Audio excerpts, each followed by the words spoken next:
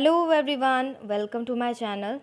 So we have taken metals and non-metals chapter of class 8th and we have studied about the physical properties of metals and non-metals. ठीक है, तो हम लोगों ने previous video में अपनी physical properties के बारे में देखा था कि मेटल्स और नॉन मेटल्स में क्या प्रॉपर्टीज़ होती हैं. ठीक है, फिजिकल प्रॉपर्टीज़. नाउ आज हम जो बात करने वाले हैं we will talk about the chemical properties of metals. ठीक है, तो हम लोग मेटल्स की केमिकल प्रॉपर्टीज़ के बारे में जानेंगे. तो उससे पहले ये चार्ट देख लेते हैं, ये पीरियोडिक टेबल देख लेते हैं. आप यहाँ पर बहुत सारे एलिमेंट्स देख रहे होंगे. ठीक है, तो पहले हम कुछ स्टार्ट करें. I will just give you a short information, बहुत ज़्यादा डीप में नहीं जाएंगे बिकॉज वो आपके बियॉन्ड लेवल के बियॉन्ड चला जाएगा. जब आप हायर क्लासेस में पहुँचते जाएंगे एंड तो आपको वो सारी चीज़ें बहुत ज़्यादा क्लियर होती चली जाएंगी. एक मतलब तुरंत आपको सडनली ऐसे पता लगेगा. So it will not be possible for you all to understand all the things at a time.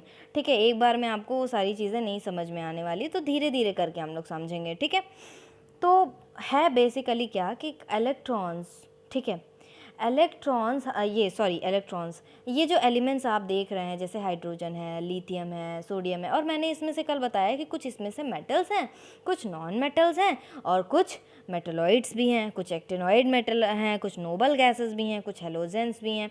ठीक है, तो हम लोगों ने इसके बारे में भी बात की थी थोड़ा सा. ठीक है, तो होता क्या है कि जो हमारे एलिमेंट्स होते हैं ना, वो उनके पास इलेक्ट्रॉन्स होते हैं. ठीक है, क्या होते हैं? इलेक्ट्रॉन्स. ठीक है, अब ये होगा कि इलेक्ट्रॉन्स, प्रोटॉन्स, न्यूट्रॉन्स क्या हैं. तो पहली बात तो ये जान लीजिए एटम क्या है. तो ये जितने भी एलिमेंट्स हैं वो एटम से, मतलब बहुत छोटे छोटे पार्टिकल से बने हुए हैं जिन्हें हम एटम बोलते हैं. ठीक है, एटम्स बोलते हैं. ठीक है, तो अभी आप लोग हायर क्लासेस में जाएंगे तो एटम्स के बारे में और डिटेल में पढ़ेंगे. ठीक है, कि कैसे ये सारी जो जॉन डेल्टन थे, he has given the theory of atomic theory उन्होंने दी है. ठीक है, तो वो सारी चीज़ें आप समझेंगे बहुत अच्छे से. अभी आप इतना जान लीजिए कि जो हमारे मेटल्स होते हैं, जो हमारे एलिमेंट्स होते हैं, उनको अपने आप को बैलेंस करने के लिए, ठीक है, उनको अपनी शेल को फिल करने के लिए या तो इलेक्ट्रॉन्स की शेयरिंग करनी पड़ती है. ठीक है, इलेक्ट्रॉन्स की शेयरिंग इन द सेंस कि मतलब आप सिंपल लैंग्वेज में ये समझ जाइए कि उनको अपने आप को किसी तरीके से स्टेबलाइज करना है, किसी तरीके से फिक्स करना है. तो उनको क्या होता है कि किसी से कुछ शेयर करना पड़ता है. मान लीजिए एक सिंपल सा एग्जांपल लेते हैं. मान लीजिए एन के पास 5 इलेक्ट्रॉन्स हैं. ठीक है, 5 इलेक्ट्रॉन्स हैं मान लेते हैं, सपोज़, बल्कि ऐसा नहीं है, सपोज़ करते हैं 5 इलेक्ट्रॉन्स है और ओ के पास 2 इलेक्ट्रॉन है मान लेते हैं. ठीक है, और इसके पास जगह केवल 4 की है. ठीक है, समझ में आ रहा है? इसके पास जगह केवल 4 की है, मान लीजिए, समझ में आ रहा है ना? ये मान लीजिए एन है, इसके पास 5 इलेक्ट्रॉन्स है और इसके पास जगह लेकिन 4 की है. ठीक है, 4 इलेक्ट्रॉन्स की है.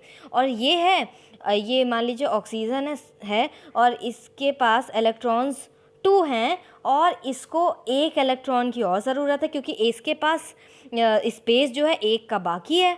ठीक है, 1 का बाकी है स्पेस, तो इसको चाहिए, इसको 1 इलेक्ट्रॉन की ज़रूरत है और इसके पास जगह नहीं है, तो इसको 1 इलेक्ट्रॉन देने पड़ेंगे किसी को. तो क्या होगा कि ये जो n है ये इसको इलेक्ट्रॉन दे देगा, 1 इलेक्ट्रॉन दे देगा, तो इसका भी नीड पूरी हो जाएगी और इसने भी अपना काम कर दिया. ठीक है, इसकी भी जगह फिल हो गई पूरी तरीके से और इसकी भी नीड पूरी हो गई. ठीक है, ऑक्सीजन की भी. ठीक है, इतना समझ में आया? ये मैंने फॉर एग्जांपल बताया है आपको. ठीक है, जबकि ऐसा नहीं है. जब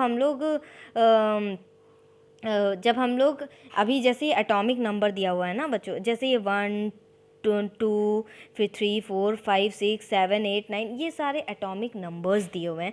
तो हमारे जितने भी एलिमेंट्स होते हैं उनके पास खुद का एटॉमिक नंबर और एटॉमिक वेट होता है. ठीक है, एटॉमिक नंबर और एटॉमिक वेट होता है. तो वो जो एटॉमिक नंबर होता है तो उससे आपका जो एटॉमिक नंबर होता है तो उस हिसाब से हम लोग के इलेक्ट्रॉन्स, न्यूट्रॉन्स, प्रोटॉन्स, हमारे जो एटम है ना वो भी, जैसे अभी हमने बताया कि बोरॉन है, ये एक एलिमेंट है, ये बहुत छोटे छोटे पार्टिकल से मिलकर के बना है, एटम से बना है जी. और बहुत छोटे छोटे पार्टिकल्स हैं, तो उसमें हमने नाम दिया है इलेक्ट्रॉन, प्रोटॉन और न्यूट्रॉन, ठीक है, 3 नाम दिया है।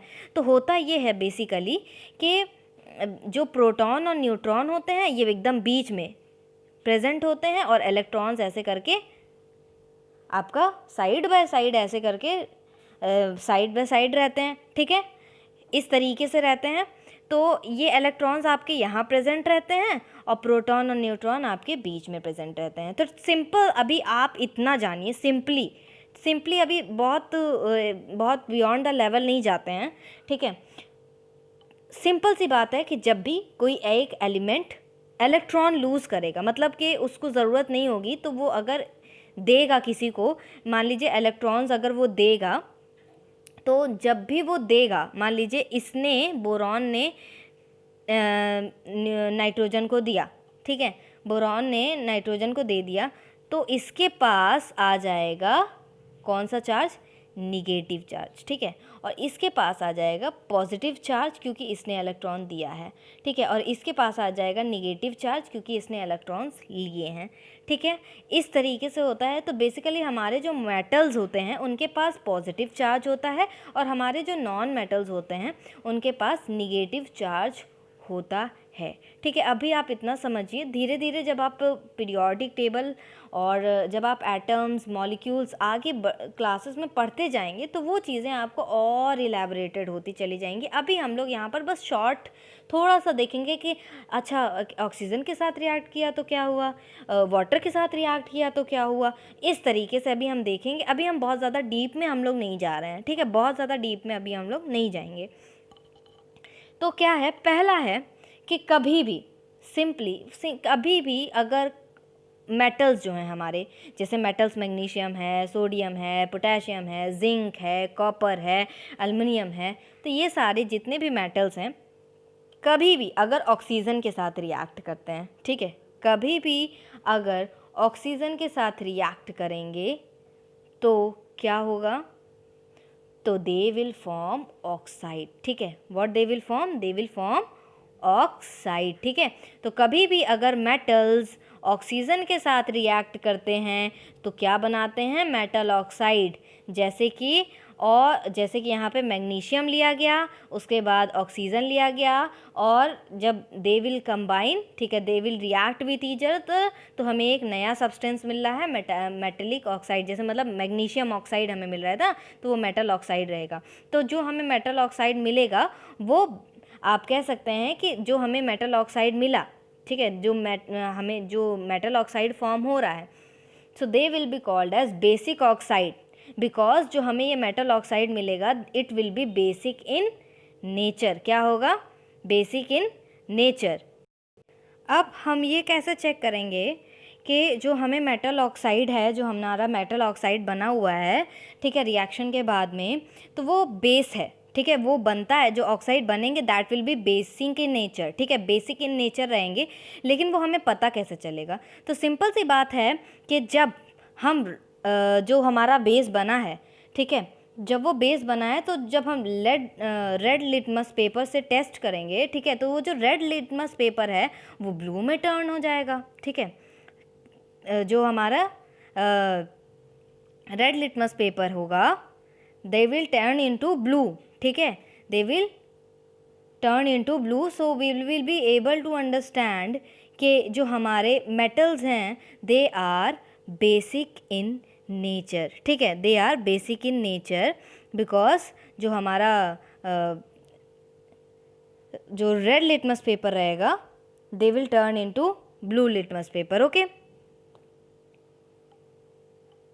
ओके, तो यहाँ पर बहुत सारे एग्जाम्पल्स दिए हैं, जस्ट लाइक मैग्नीशियम का दिया हुआ है। अब ये पूछेंगे आप लोग ये 4 क्या है मैम, 2 क्या है, ठीक है, सिंपल सी बात है कि ये क्या है कि ये बैलेंस करने के, जब आप हायर क्लासेस में जाएंगे ना तो बैलेंसिंग एक चैप्टर है, ठीक है, बैलेंसिंग, तो वहाँ पर आप सीखेंगे कि कैसे हम एलिमेंट्स को, कैसे हम अब जो हमारा प्रोडक्ट बन के आ रहा है, जो हमारे रिएक्टेंट्स हैं, जो हमारे प्रोडक्ट्स हैं, कैसे हम उनमें बैलेंस क्रिएट करें, ठीक है, कैसे उनको बैलेंस करें, ठीक है, तो वो हम रिएक्शंस को बेसिकली कैसे बैलेंस करें वो आप लोग सीखेंगे, ठीक है। अभी अभी उसके लिए अभी आप हायर क्लासेस में जाओगे तब आप सीखोगे। ओके, ठीक है। तो इसी तरीके से जिंक है हमारा।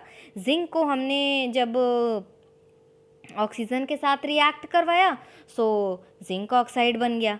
ठीक है, तो इसी तरीके से जितने भी हमारे मेटल्स हैं वो जब भी ऑक्सीजन के साथ रिएक्ट करेंगे so they will form the metal oxide. Okay, तो जैसे कि इसमें कुछ ऐसे भी होते हैं मेटल्स जो कि एम्फोटेरिक इन नेचर होते हैं। एम्फोटेरिक इन नेचर का मतलब होता है वो एसिड भी होंगे और as well as basic in nature भी होंगे, तो ऐसे बहुत कम हैं। ठीक है, तो उसमें आपका एल्युमिनियम ऑक्साइड और जिंक ऑक्साइड आ जाता है। ये दो आपके ऐसे हैं मेटालिक ऑक्साइड जो कि एम्फोटेरिक होते हैं। एम्फोटेरिक होते हैं, एम्फोटेरिक का मतलब होता है they will be basic in nature as well as they will be acid in nature. ठीक है, तो इसको टेस्ट करके देखा जाता है, उनको रिएक्ट करवाया जाएगा एसिड के साथ भी और बेसिक के साथ में भी, तब वो जब रिएक्शन शो करेंगे तो उससे पता लग जाता है कि they are amphoteric in nature. ठीक है, तो एल्युमिनियम यहाँ पे बताया गया है on reaction with oxygen form aluminium oxide.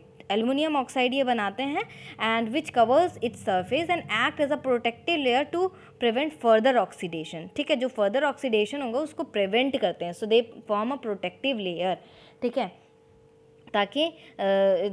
ताकि they can prevent further oxidation. Okay, तो अब यहाँ पर मेटल्स को जब हम वाटर के साथ रिएक्ट कराएंगे तब क्या होगा। ठीक है, जब हम मेटल को वाटर के साथ रिएक्ट कराएंगे तब क्या होता है कि दे फॉर्म हाइड्रो ऑक्साइड। ठीक है, generally they form the hydro oxide, लेकिन कुछ ऐसे भी हैं हमारे मेटल्स के जब वो वाटर के साथ रिएक्ट करते हैं तो मेटल ऑक्साइड भी बनाते हैं। ठीक है, बात को समझिए कि जब हमारे मेटल्स वाटर के साथ रिएक्ट करते हैं तो वो हाइड्रो ऑक्साइड बनाते हैं, मेटल हाइड्रो ऑक्साइड बनाएंगे। लेकिन कुछ जो हमारे मेटल्स हैं वो वाटर के साथ रिएक्ट करते हैं तो दे फॉर्म मेटल ऑक्साइड। क्या बनाएंगे, मेटल ऑक्साइड भी बनाते हैं कुछ, इसमें एक्सेप्शन भी रहता है, तो इसीलिए वो चीज़ें समझते चलिएगा। ठीक है, जैसे अगर हम बात करें सोडियम की, सोडियम और पोटेशियम बहुत ज़्यादा आपका हाईली रिएक्टिव मेटल्स हैं। सोडियम और potassium and sodium they are highly reactive metals.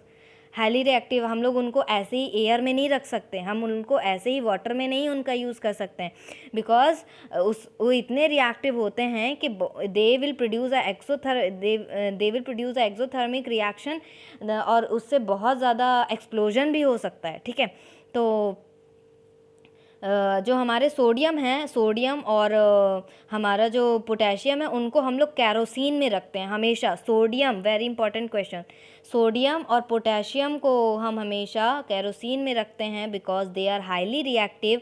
We can't put them in air, we can't keep them in the water. हम इनको वाटर में भी नहीं रख सकते, इन्हें हम एयर में भी नहीं रख सकते because they are highly inflammable. ठीक है, दैट्स वाई तुरंत अगर ये एयर के कांटेक्ट या वाटर के कांटेक्ट में आएंगे तो तुरंत एक्सप्लोजन हो सकता है, बहुत ज़्यादा एक्सप्लोजन हो सकता है। इसीलिए जो हमारे सोडियम और पोटेशियम है उनको कैरोसिन में रखा जाता है। ठीक है, कैरोसिन ऑयल में रखा जाता है। ठीक है, अब यहाँ पर है कि जब भी कभी भी हमारे जो मेटल्स हैं वाटर के साथ रिएक्ट करेंगे तो they will form the hydroxide and they dissolve in water to form the alkali. जब भी ये वाटर में डिज़ोल्व होंगे सो दे विल क्या फॉर्म करेंगे, एल्कलीज फॉर्म करेंगे। ठीक है, क्या फॉर्म करेंगे, एल्कली फॉर्म करेंगे। ठीक है, तो when metal react with water they form metal oxide और मेटल हाइड्रो ऑक्साइड और they will release the hydrogen gas also. जब मेटल ऑक्साइड आपका बन जाएगा या मेटल हाइड्रो ऑक्साइड आपका बन जाएगा, देखिए और का ऑप्शन दिया हुआ है। ठीक, तो उसके बाद उसमें से हाइड्रोजन गैस भी लिबरेट होती है, हाइड्रोजन गैस भी निकलती है। प्लीज़ ये जो टर्म्स हैं जैसे गैस इज़ इवॉल्व्ड, मतलब कि गैस निकल रही है, लिबरेट हो रही है, तो ये साइंटिफिक वर्ड्स आपको याद रखने चाहिए। इनसे आप जब आंसर राइटिंग करते हैं तो इस पर बहुत अच्छा इफेक्ट पड़ता है। When ever you will write the scientific terms in your answer copy तो वो उसका एग्जामिनर पे बहुत अच्छा असर पड़ता है। ठीक है, तो you can do this also, just like there are some examples, just like sodium whenever it will react with water, so it will form sodium hydroxide and hydrogen gas will be liberated. ठीक. Potassium, whenever it will react with water, it will form potassium hydroxide plus hydrogen gas will be liberated. ठीक है. So there are some examples also कि कैसे reaction होता है. तो अब हम लोग वाटर पढ़ रहे हैं. ठीक है, वाटर पढ़ रहे हैं तो उसमें एक और चीज़ है कि वाटर तो कई टाइप के होते हैं. कुछ वाटर कोल्ड वाटर भी होते हैं, कुछ हॉट वाटर भी होते हैं, स्टीम भी होती है और कुछ नॉर्मल वाटर भी होते हैं. तो हमारे जो मेटल्स होते हैं वो अलग अलग वाटर के साथ अलग अलग रिएक्शन करते हैं. मतलब अलग रिएक्शन मतलब जब अभी हम रिएक्टिविटी सीरीज़ आगे पढ़ेंगे तो कुछ मेटल ऐसे हैं जो कि ठंडे पानी के साथ भी रिएक्ट कर जाते हैं. कुछ मेटल्स ऐसे हैं कि जो हॉट वाटर के साथ रिएक्ट करते हैं. कुछ मेटल्स ऐसे हैं जो स्टीम के साथ रिएक्ट करते हैं और कुछ जो हैं वो नॉर्मल पे भी रिएक्शन करते हैं. ठीक है. जैसे कि यहाँ पर हम लोगों ने नॉर्मल वाटर लिया था. ठीक है. नॉर्मल वाटर में सोडियम और potassium they are highly reactive, वो तुरंत रिएक्ट कर जाएंगे. But whenever we will talk about the calcium with cold water is not violent. बहुत ज़्यादा वायलेंट नहीं होता, मतलब बहुत ज़्यादा वायलेंट नहीं है, बहुत ज़्यादा हार्म नहीं मतलब आपको बहुत ज़्यादा हार्म उससे नहीं होगा. ठीक है. तो basically cold water is not, जब भी रिएक्शन करता है calcium with cold water is not violent, और ये बहुत धीरे धीरे, ये जो रिएक्शन होगा बहुत धीरे धीरे होता है. तो when ever the calcium it will react with cold water, so it will form calcium hydroxide and hydrogen gas will be liberated. And one more thing, ये जो आप OH देख रहे हो, मतलब ये हाइड्रोक्सिल ग्रुप ये देख रहे हो आप, और ये 2 और ये सारी चीज़ें देख रहे हो. सो ये सारी चीज़ें अभी आप जैसे जैसे आगे आगे पढ़ते जाएंगे, फर्दर क्लासेस में जाते जाएंगे, वो सारी चीज़ें बहुत क्लियर होती जाएंगी. ठीक है. क्योंकि अभी ऐसे अगर I will tell you about the hydroxyl group और some other group, so you will not able to understand, that will be the incomplete knowledge. So अभी इनकम्प्लीट नॉलेज देने से अच्छा है कि अभी आपको केवल उतना ही आप रखिए कि हाँ, इससे जब हम रिएक्ट करवाएंगे तो ये चीज़ें होंगी. और रिएक्शन अभी आप जान लीजिए, जब आप हायर क्लासेस में जाएंगे तो ये जो रिएक्शंस है वो और आप इलाबरेटेड फॉर्म में कैसे क्या फॉर्म हो रहा है, कौन सा आयन कहाँ पे पॉजिटिव कहाँ पे निगेटिव, और क्या चीज़ें कौन सा आपका क्या कह सकते हैं कि बेसिक है, कौन सा एसिड है, कैसे सारा चीज़ का फॉर्मेशन है, वो सारी चीज़ें आप लोग सीखेंगे या आगे की क्लासेस में जानेंगे. ठीक है. अब यहाँ पर है कि वेन एवर मैग्नीशियम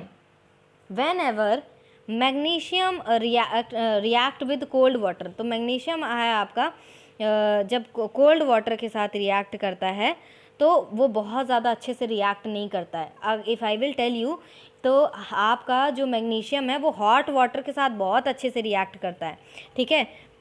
जो हमारे मैग्नीशियम है वो हॉट वाटर के साथ बहुत अच्छे से रिएक्ट करता है, और जब हॉट वाटर के साथ रिएक्ट करता है तो बहुत अच्छे से रिएक्शन फास्टर होता है और अच्छे से हमें रिएक्शन मिलता है. और जब वो स्टीम के साथ करेगा तो हमें तब भी हमको रिएक्शन अच्छा मिल जाएगा. ठीक है. So when ever magnesium react with steam, देखिए आप कह सकते हो हॉट वाटर के साथ जब रिएक्ट करेगा तो then also you will get the magnesium oxide. ठीक है, सॉरी मैग्नीशियम हाइड्रोक्साइड, और उसके बाद हाइड्रोजन गैस लिबरेट होगी. ठीक है. यहाँ पर H2O है, ये आपका हॉट वाटर में आ जाएगा. ठीक है. अब मैग्नीशियम है, इसको अगर हम स्टीम मतलब कि स्टीम के साथ अगर रिएक्ट करवाते हैं तो हमें मैग्नीशियम ऑक्साइड मिल रहा है. यहाँ पर देखिए आपको क्या मिल रहा है, यहाँ पर मैग्नीशियम हाइड्रोक्साइड मिल रहा है और यहाँ पर मैग्नीशियम ऑक्साइड मिल रहा है और हाइड्रोजन गैस लिबरेट हो रही है. ठीक है. अब आगे देखते हैं. सिंपल सी बात है, ये ध्यान रखिएगा. I will give you one reactivity series of water. ये ज़्यादा रिएक्टिव होता है, फिर फिर आपका कैल्शियम, फिर आपका मैग्नीशियम, फिर आपका एल्युमिनियम, फिर उसके बाद आपका आ जाएगा जिंक. ठीक है. फिर आपका आ जाएगा आयरन, फिर उसके बाद आ जाएगा कॉपर. तो मतलब सबसे ज़्यादा रिएक्टिविटी सीरीज़ में मतलब पोटेशियम, सोडियम और कैल्शियम है. ये कोल्ड वाटर के साथ या नॉर्मल वाटर के साथ भी हाईली रिएक्टिव है, इसको हॉट वाटर की ज़रूरत पड़ेगी।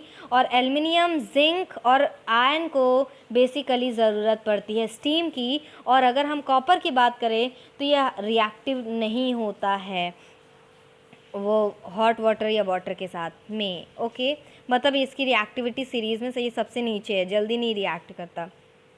ठीक, अब बात करते हैं हम लोग एल्युमिनियम, जिंक और आयरन की। ये रिएक्ट नहीं करते हैं कोल्ड वाटर या हॉट वाटर के साथ, they only react with steam. और ये जो रिएक्शन है बहुत स्लो होगा, जस्ट लाइक एल्युमिनियम है, ठीक है, इसको रिएक्ट किया गया स्टीम के साथ। और यहाँ पर आपको H2O ही है, वाटर ही है वो, बट आपको गैशियस फॉर्म लिखना कंपलसरी है, ठीक है, कंपलसरी है, ठीक है। फिर यहाँ पर ये एल्युमिनियम ऑक्साइड बनाएंगे और हाइड्रोजन गैस लिबरेट होगी, ठीक है। फिर इसके बाद जिंक है, जिंक को H2O के साथ रिएक्ट करवाया जाएगा, मतलब कि ऑब्वियस सी बात है, स्टीम, तो जिंक ऑक्साइड बनेगा और हाइड्रोजन गैस लिबरेट होगी, ठीक। फिर आयन हमारा आ गया, इसको भी स्टीम के साथ रिएक्ट करवाया गया, फिर हमारा फेरिक ऑक्साइड बना और हाइड्रोजन गैस इलैबोरेट होगी, ठीक है।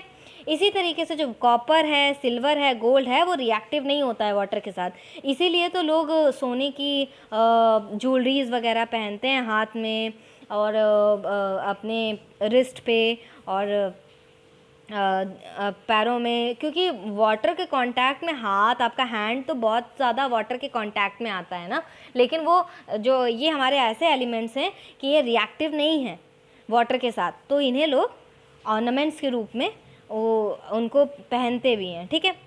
अब यहाँ पर मेटल को अगर हम एसिड के साथ रिएक्ट करवाएं तब क्या होगा, तो मेटल को अगर हम एसिड के साथ रिएक्ट करवाते हैं so they will form salt और हाइड्रोजन गैस लिबरेट होगी, ठीक है, हाइड्रोजन गैस निकलेगी। तो जिस तरीके से, जैसे ये सोडियम है हमारा मेटल है, अब ये है हमारा हाइड्रोक्लोरिड एसिड। अब जैसे हाइड्रोक्लोरिक एसिड और सल्फ्यूरिक एसिड, ये कुछ एसिड्स हैं, ठीक है, ये कुछ एसिड्स के नाम दिए गए हैं, जैसे हाइड्रोक्लोरिक एसिड और ये H2SO4 सल्फ्यूरिक एसिड, ये एसिड्स के नाम है, ठीक है। तो ये एसिड है और यहाँ पर DIL आप देख रहे हैं, dilute, it will not be called as दिल, it will be called as dilute, ठीक है, डाइल्यूट होगा ये। डाइल्यूट का मतलब है कि ऐसे हमारे एसिड जिनमें वाटर का कंटेंट ज़्यादा हो, जैसे होता नहीं है कि लोग मान लीजिए आपने कोल्ड ड्रिंक ली और उसमें पानी मिला दिया, simple example I am taking, मान लीजिए आपने कोल्ड ड्रिंक ली और उसमें पानी मिला दिया, सो दैट विल बिकम डाइल्यूट। लेकिन आपने सिंपल कोल्ड ड्रिंक ली और आप उसे यूज़ कर रहे हो, तो that will be called as concentrated, ठीक है। तो कहीं कहीं पे आप कंसनट्रेटेड भी देखेंगे, जब आप हायर क्लासेस में जाएंगे तो कंसनट्रेटेड भी देखेंगे एसिड को, और कहीं कहीं पे आप डाइल्यूट देखेंगे। तो डाइल्यूट का मतलब है कि उसमें जो हमारा एसिड है उसमें वाटर कंटेंट ज़्यादा है, ठीक है, मतलब वाटर कंटेंट मिला हुआ है ज़्यादा अमाउंट में, ठीक है। कंसनट्रेटेड में वो ज़्यादा अमाउंट में नहीं रहता है, ठीक है। तो यहाँ पर है, जब सोडियम रिएक्ट करेगा हमारे हाइड्रोक्लोरिक एसिड के साथ में, HCl के साथ में, सो it will form sodium chloride, ठीक है, सोडियम क्लोराइड का फॉर्मेशन होगा प्लस हाइड्रोजन गैस लिबरेट होगी, ठीक। इसी तरीके से हमारे जो मैग्नीशियम है वो अगर सल्फ्यूरिक एसिड के साथ रिएक्ट कर गया तो यहाँ पर MgSO4, it means magnesium sulphate बना और हाइड्रोजन गैस रिलीज हुई, ओके।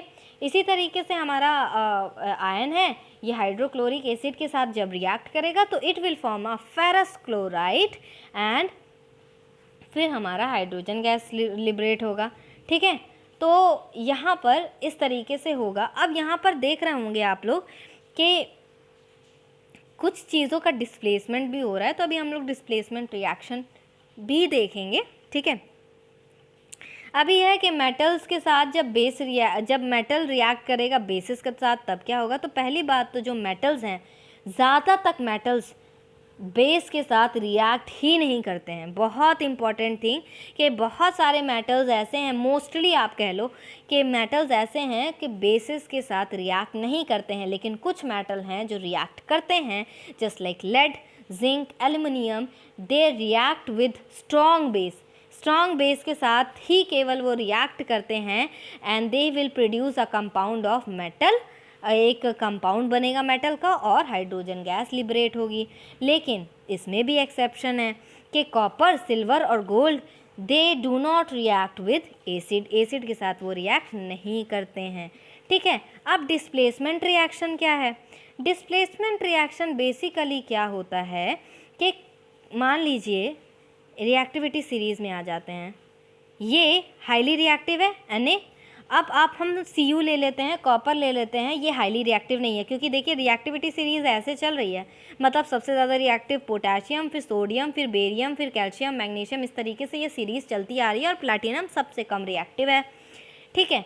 तो पोटेशियम प्लैटिनम सबसे कम रिएक्टिव है।